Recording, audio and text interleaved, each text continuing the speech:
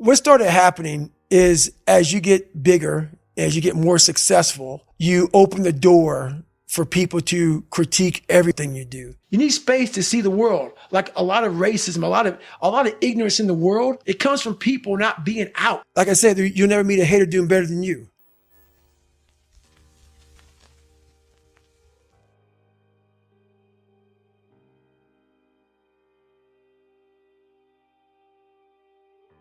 Tell me about this mixtape of hate that you've made.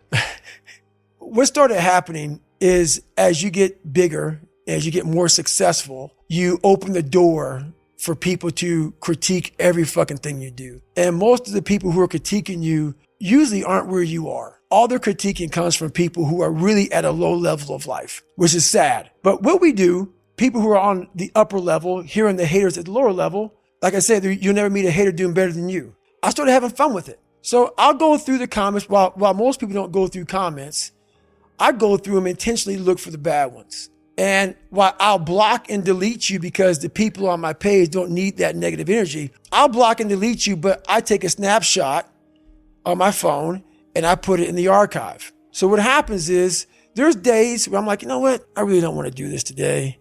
And I'm like, oh, hang on. So I started making these mixtapes with all of these hate messages about people talking shit. And it became such a source of fuel that it was amazing because I know why you hate me.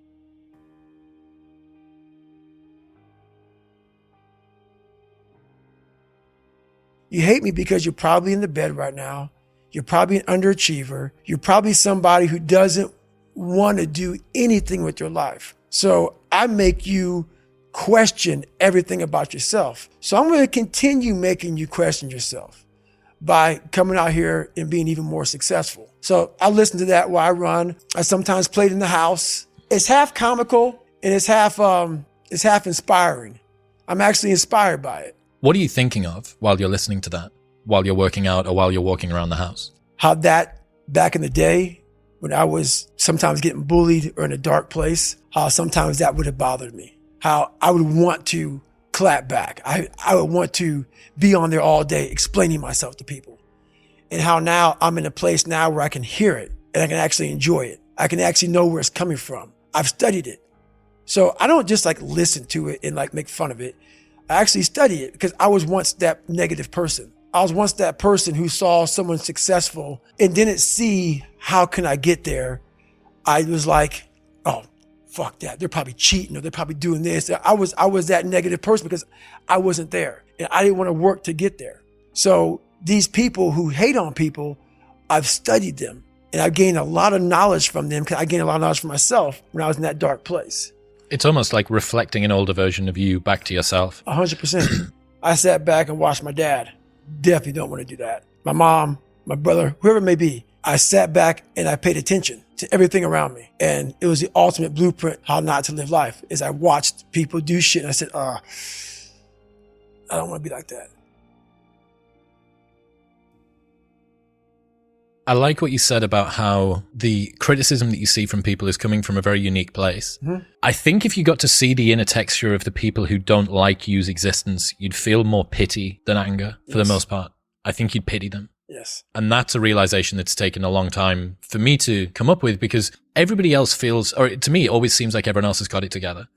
Because I get to see only what you choose to say, only what I'm around you doing that I get to see, whereas I get to observe my own inefficiency and foibles 10,000 times a second, right? I get to watch the texture of my own mind be completely unresponsive and useless. I see every single prideful decision, every single lie that I tell myself, every single time I make a promise and don't keep it. But I don't get to see that from everyone. So I'd always presume, because of this asymmetry, that everybody else had it sorted and I didn't. And it also made me think that everybody else's opinion was this perfectly balanced, well-researched, beautifully, they had me nailed down to a T. And what they were telling me was the truth.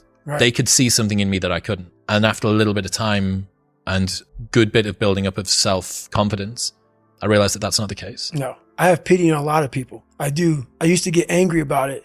Like there was this guy, I talked about it on Rogan, this guy from SEAL Team 6 who went out there when I started becoming more famous. He went out there and just tried to destroy me.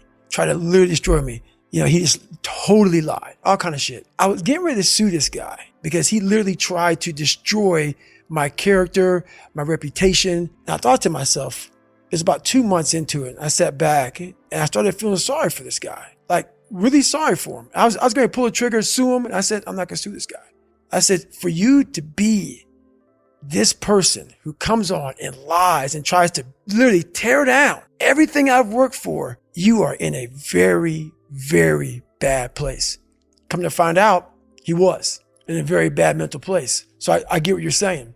I've learned to study people before I react, because there's no successful person in the world who's in a good headspace that's going to ever attack anyone in that kind of manner. There's always going to be something wrong with them. So you got to always dive a little deeper before you get your feelings hurt.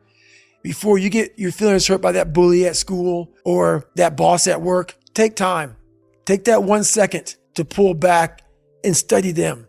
Because most people who are in good places, they don't care about what you're doing. They don't try to destroy you. They actually will try to build you up versus destroy who you are as a person. So that's where I'm at now in life, is most people who do that, they're in a very dark, dark place. Small town mentality is a real mentality. You've got to be able to get out and let your mind see open-mindedness. Because a small town, what it does to you is it closes your mind, completely closes your mind. Not everybody. This isn't everybody. A lot of people. You have to be able to go out there and create open-mindedness. You need space. You need space to see the world. Like a lot of racism, a lot of ignorance in the world, it comes from people not being out and seeing other things, seeing other people, seeing all kind of shit. That's why we judge so harshly, because our minds are so closed to the reality of life. So once you take a step back and see the reality of the true ignorance that you're dealing with from a small group of people, that's when you get growth.